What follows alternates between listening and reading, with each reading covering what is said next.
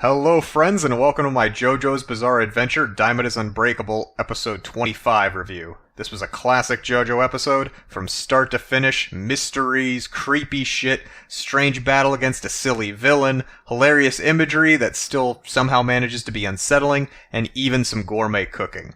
Also, as you may have noticed in the background, we have some Fallout 4 footage using a mod for Jotaro's hat, made by Takun57, available over at Nexus Mods if you want to run around Fallout 4 pretending you're Jotaro like I did.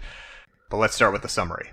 As we begin, we learn from the wife of the man Kira killed, Kosaku, that he was a boring and passionless man. His son seems depressed. His wife, while pretty cute, is passive-aggressive and lamenting her fate that she married such a boring guy.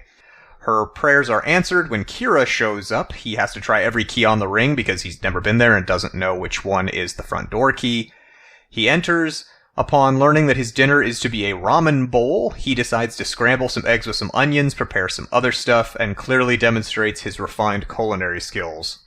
Our heroes, meanwhile, are fearfully searching Kira's house, looking for clues as to his whereabouts and just trying to learn more about him in general.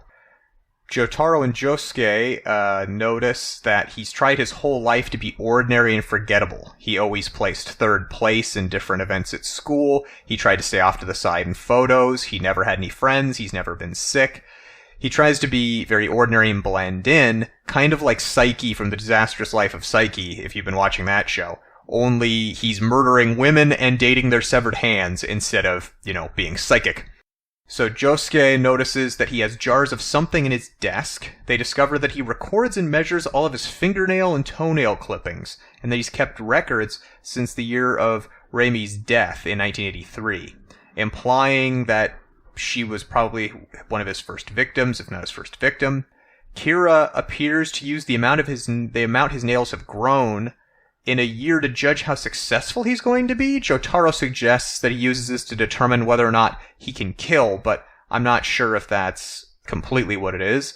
Then a Polaroid camera goes off as they're discussing this, and Josuke notices that there is a ghostly apparition of Kira's father in the picture, but they can't see him outside of the picture. And he attempts to attack them, and they fight him, and it's very, very ridiculous. And I appreciated that Kira's father was voiced by none other than the voice actor of Captain Buggy and Don Kanoji from Bleach. He also, interestingly, voiced Iggy in one of the video games, so another JoJo connection. But he basically wants to kill them for going after his son. We learn that he can capture the souls of the living inside of a camera, so Abe Simpson was right, cameras can steal your soul. Then they realize that they are trapped inside this photo with him. Josuke panics. Jotaro tells him he's just giving up, that they can't defeat him when he realizes that they can't destroy the photo, but they can't seemingly attack the father because he's magically separated from them and he's just inside the photo. But it seems that Jotaro was only fucking with Josuke, as he just goes up to the Polaroid camera and takes a picture up close of just the father and traps him all alone. For some reason, he didn't immediately try to leave the photo after he was isolated, as Jotaro was able to fold it, and somehow folding the photograph trapped him inside the photograph. And then Jotaro tapes it up and tacks it onto the door frame. It reminded me sort of like one of those wards for like bad spirits. And then Jotaro demonstrates that he's the greatest mentor of all time, as he instructs Josuke to then insult his father after they've trapped him. So that's the proper way to handle victory, especially when you haven't done anything. Kira's dad then pleads to be let out. Koichi, being naive and claustrophobic, wants to give him some space. Okuyasuo, to his credit, isn't initially tricked. He puts tacks in the photos. He smartly knows the dad's trying to manipulate him. And then the dad acts like he's figured a way out and escaped. So Okuyasuo can't be smart 2 times in a row, panics, thinks he's made a mistake, and opens it. Now, if you think he's escaped, what would opening it ever get you? If you're operating under the premise that he's no longer in there, opening it doesn't do anything. He's gone.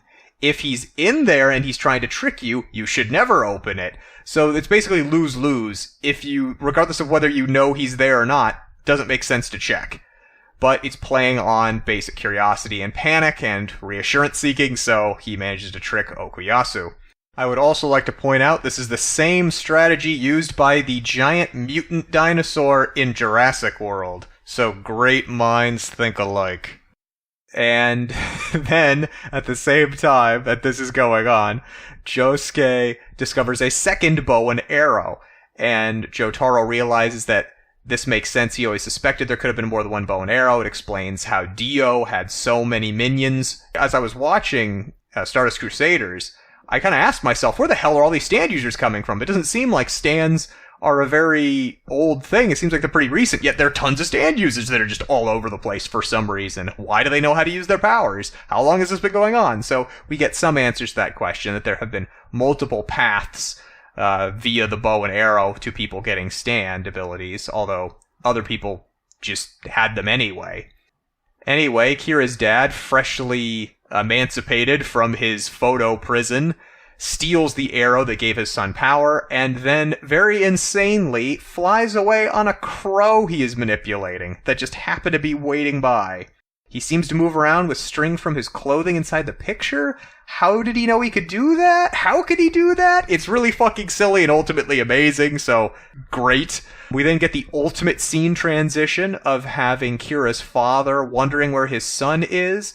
Then the crow shits, and it falls on Kira's new house's mailbox. We get to see a little bit of domestics between Kira and his new wife, and we learn that he's a great chef, although we never doubted him.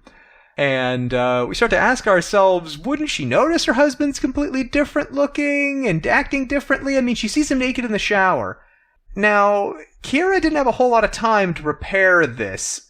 Now, yeah, he killed a guy who probably was about the same height, maybe had similar bone structure, but how did he know if he was just as muscular, if his body was the same? People's bodies don't all look the same, so maybe the wife, because she's so disinterested in her husband, never even really looked at him, so she wouldn't even recognize his naked body, although, we'll let it slide.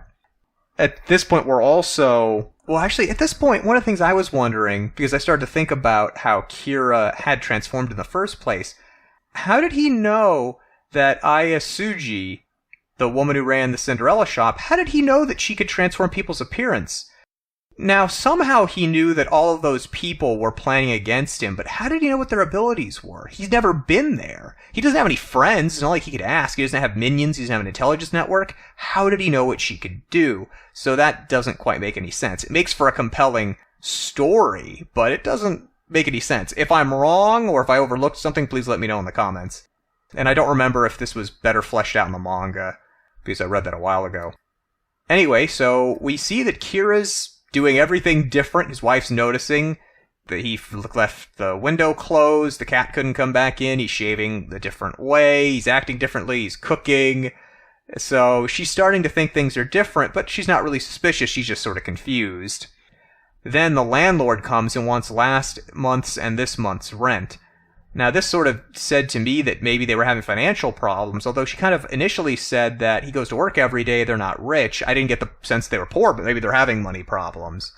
She tells him to go up to the safe that only he knows the combination of. Now, he probably could have used his stand to get inside, because you figure he could have disintegrated part of the safe or something, but ultimately he doesn't want to do that, and what he decides to do... use sleight of hand to steal the money from the landlord and then give it back to him. He presents the landlord with last month's rent, this month's rent, and several months' rent in advance. The landlord is incredibly pleased and goes away. His wife, or rather Kosaku's wife, his wife now, realizes that he stole the money.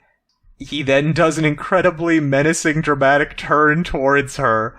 Meanwhile, this only succeeds in turning the wife on even more, as she now realizes she has the exciting husband she's always wanted, and she finds his theft and deception very romantic, as most women do. If you're watching this, The Way to a Woman's Heart is demonstrating that you will steal from someone.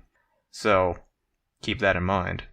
Anyway, the episode raised a lot of interesting questions. Why is Kira's dad still around? What's preventing him from passing on? He just seems to want to protect his son, but why? His son seems very capable of protecting himself. No one even got close to ever attacking him before this point. So why is his dad so worried about him?